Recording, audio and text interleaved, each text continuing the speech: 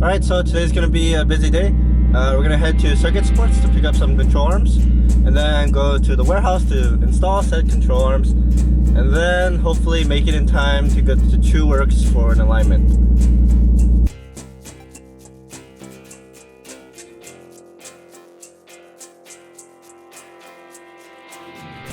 Alright, so got the arms I need. Let's go install them.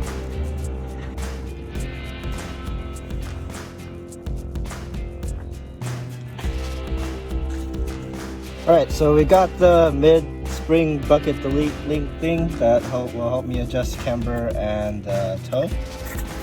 Let's see what they look. Oh, get some nice stickers. And yeah, these look about right. So what these do is delete the rear spring bucket for people who have converted to the true style coilover in the rear.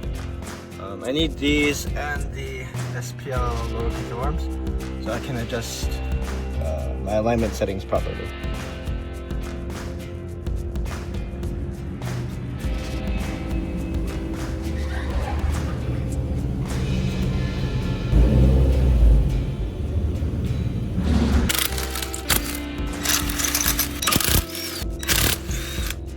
So these are what the two arms look like. The SPL camber arm goes like this. Where is it? Oh, right here. Right here, the rear camber link. So, and then the Circuit Sports rear spring bucket delete goes right here to replace this whole bucket.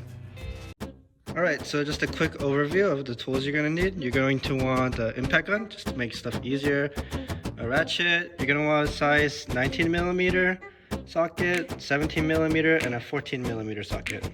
Some adjustable wrenches, 3/16 Allen key. This will be used for the SPL camber links, and then a breaker bar. So yeah, overall, don't need that many tools. Should be easy. Yeah, this one should be ready to come out. Pretty easy. So what we're gonna do with the Circuit Sports rear spring bucket delete arm is we're gonna try to get it the same measurement as the OEM spring bucket. That way, when we put it back in the car, we have relatively similar alignment specs. We did mark out where the eye bolts will sit with a marker, so we can get similar alignment specs when we put the aftermarket Circuit Sports arm back in.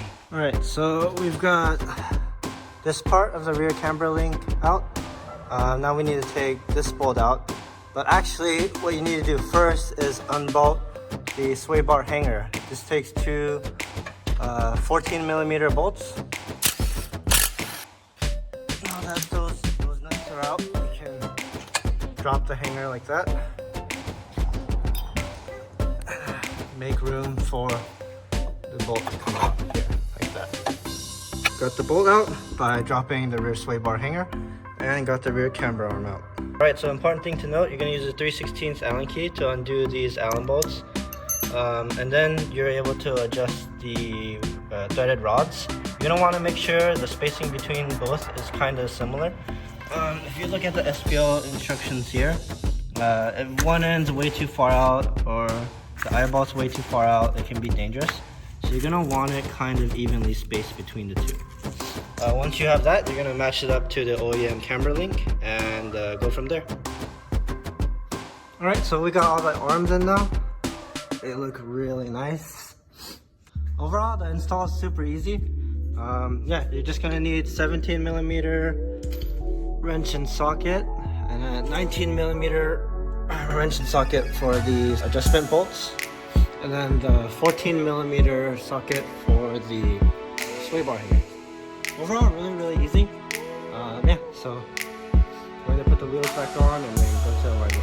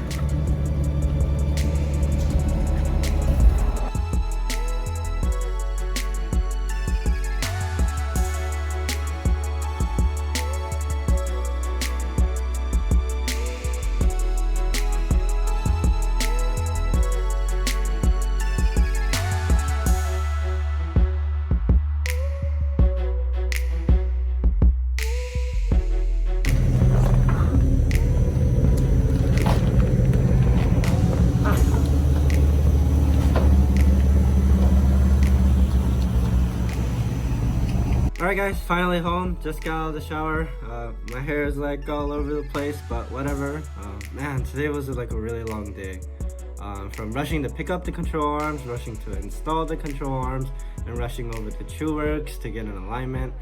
If you guys are in Southern California, I can't speak, you should definitely check out Robert at Chewerks. They specialize in aligning new cars and corner balancing. So yeah, go ahead and definitely check them out. But yeah, that's gonna finish it for this vlog. I'll see you guys in the next one. Peace.